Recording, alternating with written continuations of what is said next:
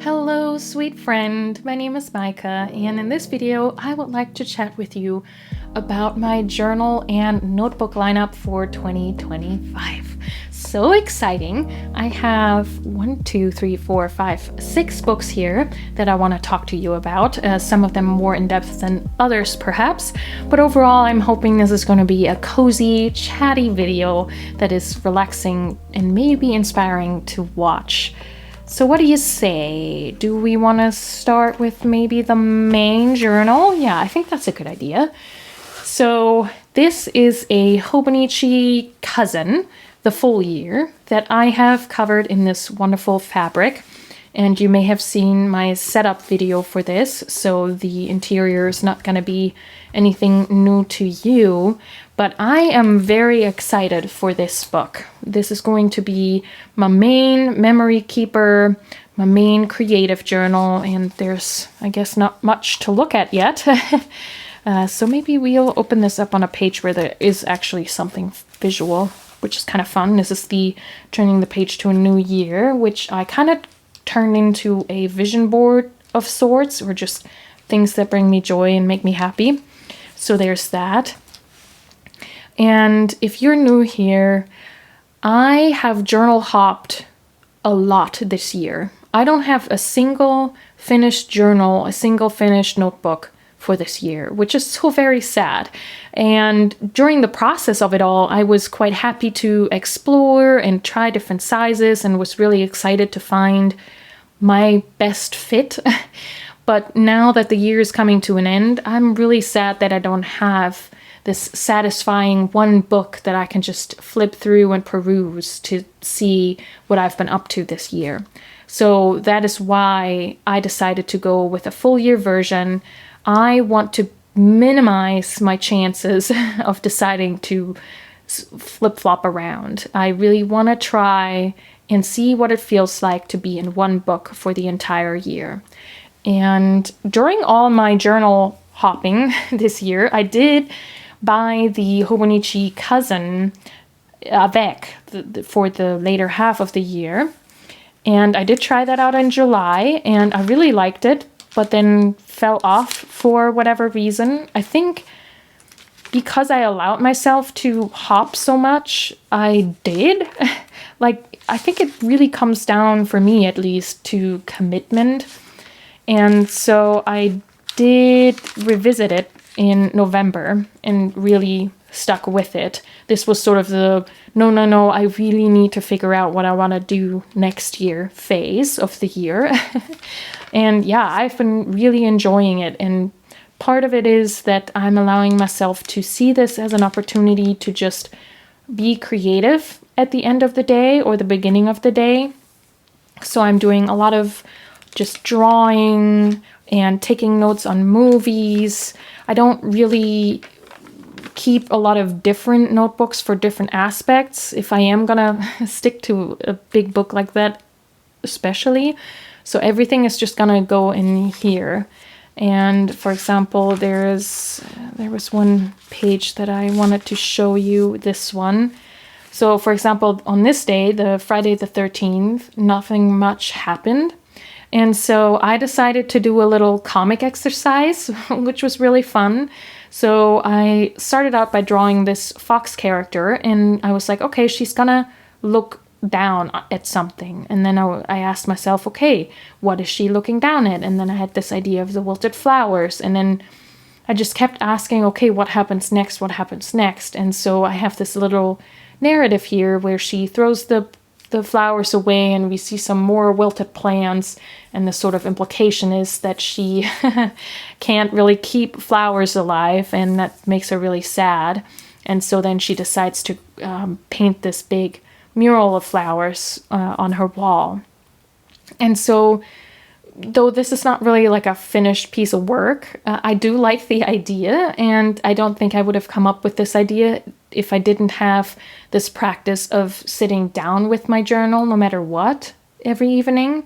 And now I'm really excited to explore this further and, for example, create a little comic where I'm showing a little bit better that she can't keep plants alive and that she is creative and creates these murals. And you know, sort of explore this little character. So yeah, that to me is really exciting. This idea of just whatever. Like here are notes on the Joan Didion essay on keeping a notebook.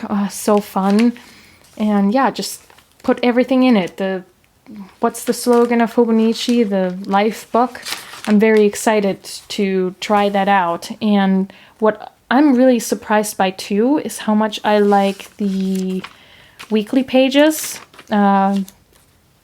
It's just really fun to keep this log of my day, because my daily pages can focus on just one aspect of the day and really highlight something in detail. I am still really glad that I have this more thorough record of my day.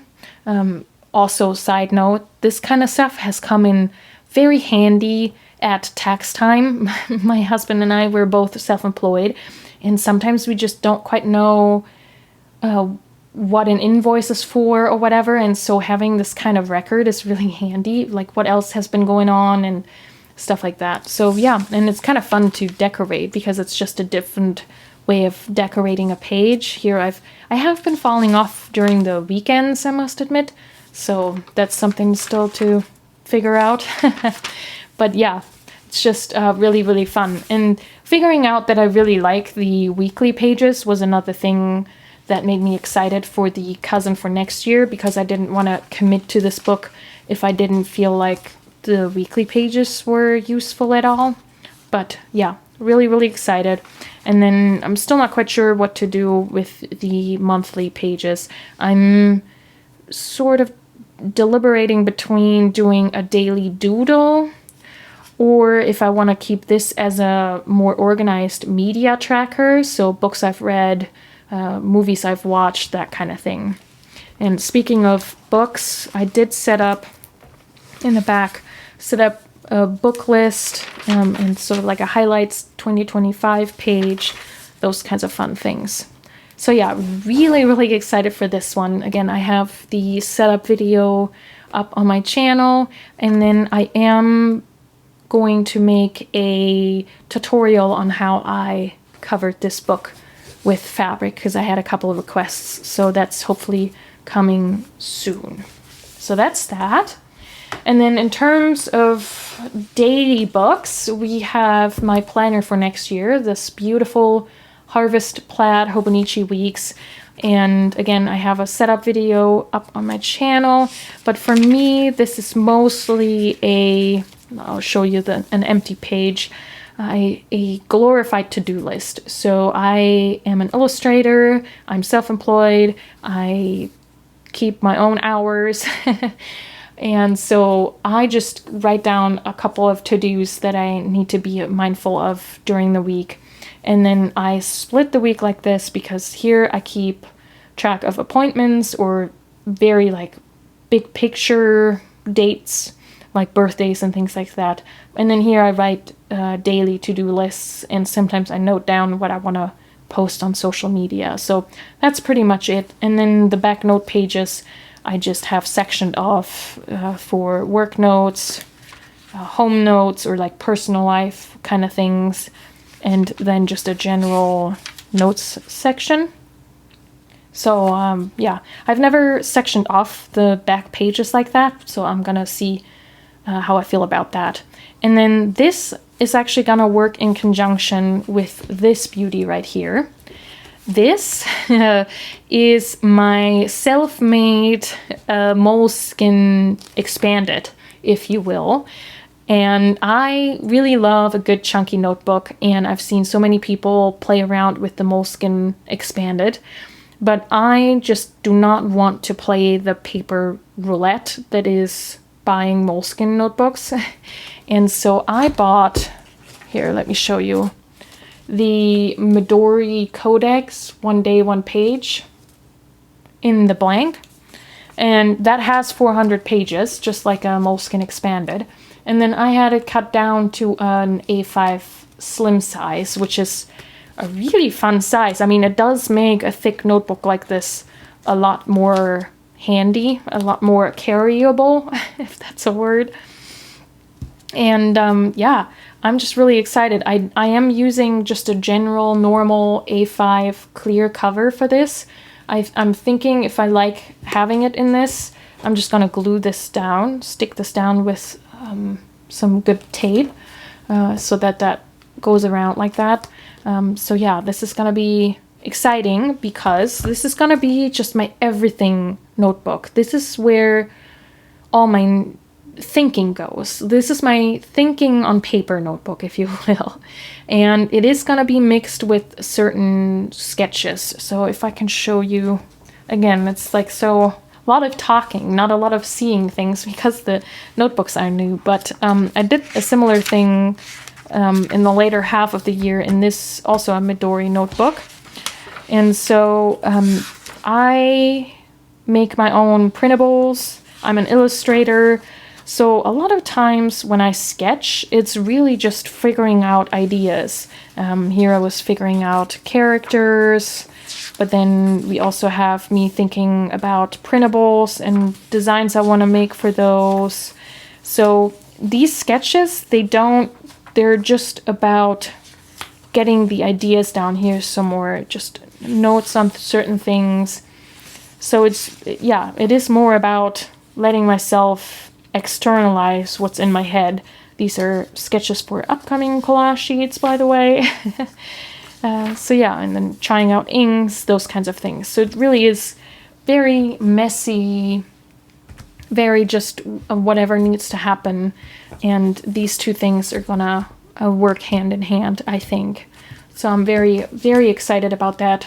Again, I'm not sure if I'm gonna keep the cover like this, but for now I kind of like the simplicity of that, actually. Yeah. I, by the way, went to Staples to have this cut down, and they didn't even charge me anything. So that was a really good experience there if you're interested in having your notebook cut down.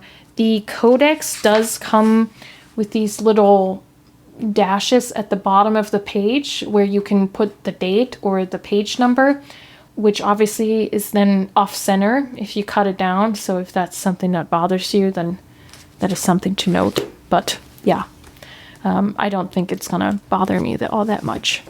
So yeah, that is planning, note-taking, thinking on paper. Now, let's talk about my traveler's notebook. I'm so excited that I found a reason to use this again because I do love the size so very much. And again, I don't know why I fell off with the Traveler's Notebook that I started using at some point this year because it's so charming.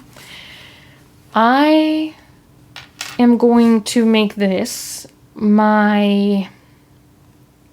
I don't really have a name for it, to be honest.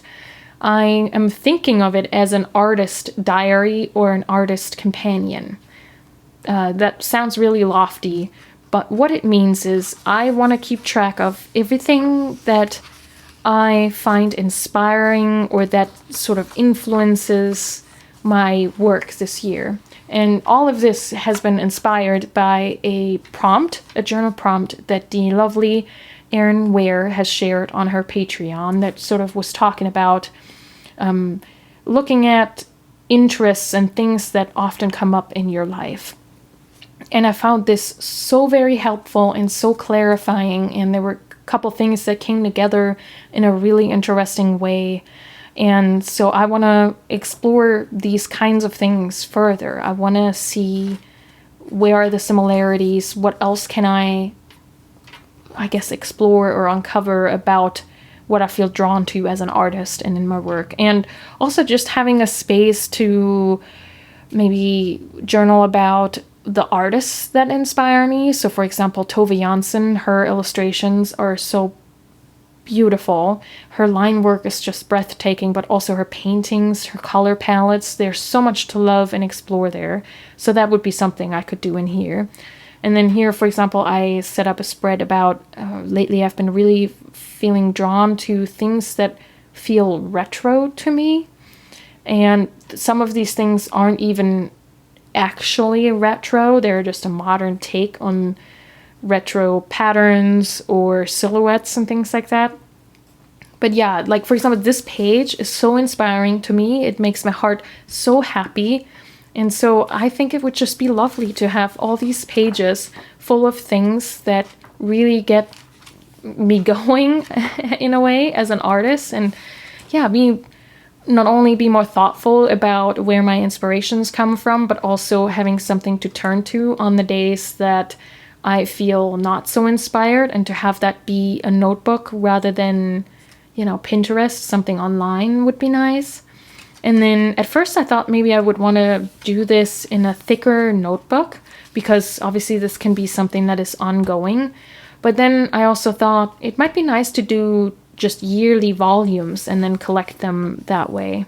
So we'll see how this goes for this year. I still need to figure out what I want to do with the cover. I really also wanted to cover this with fabric, but then I didn't really have any fabric in my stash left that felt appropriate for this. So yeah, very excited about this one. I think this is gonna be very good. If you have a name idea for what to call this kind of notebook, let me know. But yeah, that's gonna be in my traveler's notebook, and I might add maybe like a swatch insert to this, or a sketch insert. I'll see about that, but yeah, I'm really excited about this one. And then this is kind of related to the Artist's Companion, in that this is my storytelling commonplace book in this beautiful Hobonichi cover. It's so soft. I love looking at it. I love touching it. It is a splurge to buy, but it makes me so very happy. And so in here we have a Hobonichi grid notebook. That is my storytelling commonplace book, like I said. And what I mean by that is that in the beginning I keep notes and quotes from books about storytelling. So I'm trying to teach myself how to write stories, teaching myself how to do story structure. And then here I wrote notes on clues and red herrings, because I want to write a cozy mystery story for kids. So that's really interesting. Here I have a big quote by Tove Jansson, and then I had myself react to the quote and thinking about what she might have meant with that, or what else sort of came up. Ideally, it would be really fun if I could turn this into a mini essay. So there are some of this is my own words, but mostly it's copied notes from storytelling books. And then in the back the other day, I set up a true, that sounds so valuing, but in the back I set up what historically has been the practice of commonplacing. I've been reading this wonderful book, The Notebook, A History of Thinking on Paper by Roland, and in it he describes where the practice of commonplacing has come from, and that is that you had common places. So you take topics that are of interest to you, or that you think or write about a lot, and then you make that big headers, and then you collect quotes from different sources about these various topics, and that you can then easily refer to. And so I sat down one evening and decided on what kind of topics I would like to collect quotes on. And they're very much inspired by, fairy tales, power of story, these kinds of storytelling topics that I find interesting. And someone else probably would have different headers than I do, but these are the kinds of things that I like to think about and explore and read about. So yeah, really, really fun. I just, tapped them off, and I can't wait to add more quotes to this. Really, really fun. I love this kind of stuff so much. I love collecting quotes, and I don't know. And this, I think I've said that before, this cover, this sort of zip cover, really makes it feel like a place I visit. You open it up, and that is just the setting of it all. I don't know, there's something very lovely to it. Here in this pocket, I have a TN insert. This is where I actually started my storytelling research notes. And so I've been slowly putting this content into my bigger notebook because I realized I wanted to have a notebook that I can just open up and have it stay open if I want to, for example, reference story structure notes. So the TN insert wasn't really the best fit for that. But yeah, I still have to copy those notes over. And then what I think I'm going to do, I'm going to try to very carefully cut these pages out and turn this little booklet into a reading notes notebook where I can just jot down quotes and things like that while I'm reading, especially like novels. So this is just gonna be a quick notes kind of situation on the go. But I thought it might be nice to keep both of these things together in one cover. I think that might make sense. But yeah, that is this setup. Really, really exciting. I just haven't had a lot of time for this kind of stuff lately, and so it's itching in my fingertips to get into this. Really, really cool. And then last but not least, this is a sketchbook, so not really a journal per se. However, I think some of you might really enjoy hearing about this, and I've talked about this notebook on my channel before, did a little first impressions and review, because this is the Midori thick notebook. I know they have like a cotton line, and then now this year in, I think May, they brought out the thick notebook. And what that means is it's Midori cream paper, like we all love, just thicker by quite a bit, almost double the page weight, I think. And what that means is that you can barely see the lines through the other side if you use like a thick black outline, or you can use multiple layers of watercolor paint. So yeah, this is gonna be really fun to keep working in, and I'm really excited to play around with more inks and what I can do with fountain pen inks, not just line work, but also maybe use it more in like a watercolor way and that kind of stuff. So yeah, really excited. So where, for example, I'm going to use this more as an ideas developmental kind of thing. Like the sketches are there to help me figure out what I want to do, and they're almost like quick notes. This is more sketches where I am trying out a technique, or where I'm actually trying to make something that looks pretty or almost finished and just hone my craft in that way. So that's where these two are different, even though both will house sketches. But yeah, really exciting. By the way, this is the cheapest on Atlas stationers I've found. And I have a affiliate code in my description if you want to check that out and get an additional 10% off your Midori notebooks. So there's that. Just a little shout out to the lovely folks at Atlas. But yeah, that is it. It's just hopefully a good mix of things that will stay with me for the entire year or even longer.